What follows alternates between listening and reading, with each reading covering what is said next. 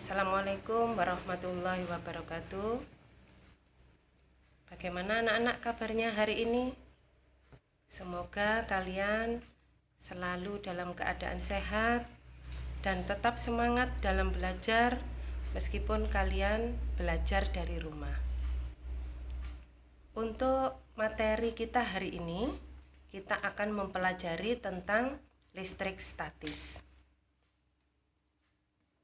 Kompetensi dasar atau KD yang akan kita pelajari pada listrik statis ada dua. Yang pertama, tentang pengetahuan, yaitu menjelaskan konsep listrik statis dan gejalanya dalam kehidupan sehari-hari, termasuk kelistrikan pada sistem saraf dan hewan yang mengandung listrik. Yang kedua, tentang keterampilan, yaitu menyajikan hasil pengamatan tentang gejala listrik statis dalam kehidupan sehari-hari. Indikator yang harus kita pahami dalam kegiatan hari ini yaitu yang pertama, memahami konsep atom, dan yang kedua, menganalisis gejala listrik statis dalam kehidupan sehari-hari. Sebelum kita belajar tentang listrik statis lebih jauh, kita harus tahu apa pengertian atau definisi dari listrik statis. Kita ambil kata statis.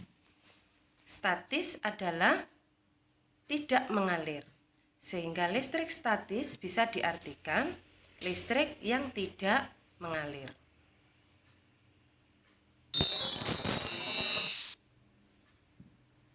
Apa yang kalian amati di situ?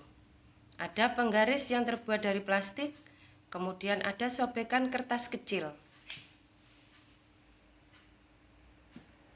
Mengapa penggaris plastik yang digosokkan pada rambut dapat menarik kertas kecil? Untuk dapat menjawab pertanyaan di atas, kita perlu memahami tentang atom. Apakah atom itu? Atom adalah bagian terkecil dari zat yang tidak dapat dibagi-bagi lagi. Kita perhatikan di sini ada zat. Kita ambil sedikit bagian atau kita ambil satu atom. Kita perbesar atom itu. Di sini ada atom yang terdiri dari inti atom, kemudian ada kulit atom, di mana pada kulit atom terdapat elektron, dan di dalam inti atom terdapat proton dan neutron. Sampai sini jelas? Mudah-mudahan kalian paham dengan apa yang dimaksud dengan atom.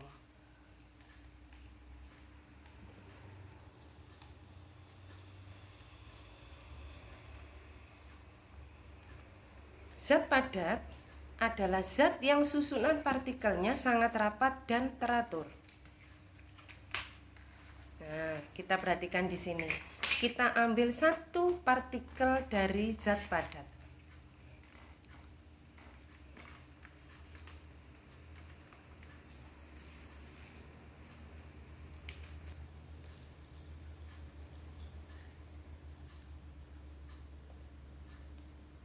Satu partikel zat padat ini adalah atom.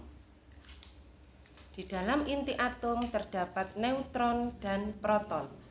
Neutron adalah atom yang bermuatan netral dan proton adalah atom yang bermuatan positif. Pada kulit atom terdapat elektron. Elektron adalah atom yang bermuatan negatif.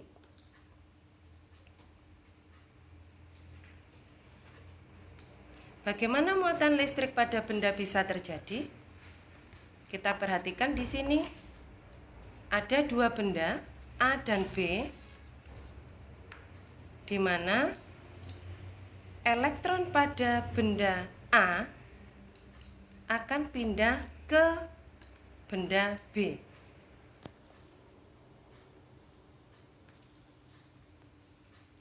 Ketika elektron dari benda A pindah ke benda B, maka benda A akan kekurangan elektron, sehingga benda A menjadi bermuatan positif. Bagaimana dengan benda B? Benda B menerima elektron dari benda A, sehingga benda B akan kelebihan elektron. Dan benda B dikatakan bermuatan negatif.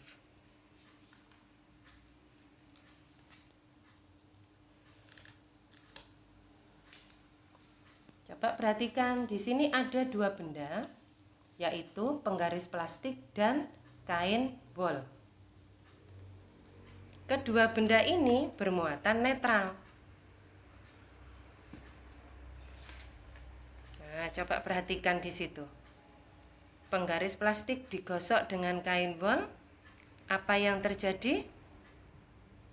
Nah, yang terjadi adalah penggaris plastik akan menjadi bermuatan listrik negatif karena elektron kain bol pindah ke penggaris plastik. Contoh berikutnya, ada kaca dan kain sutra. Kedua benda ini awalnya juga bermuatan netral.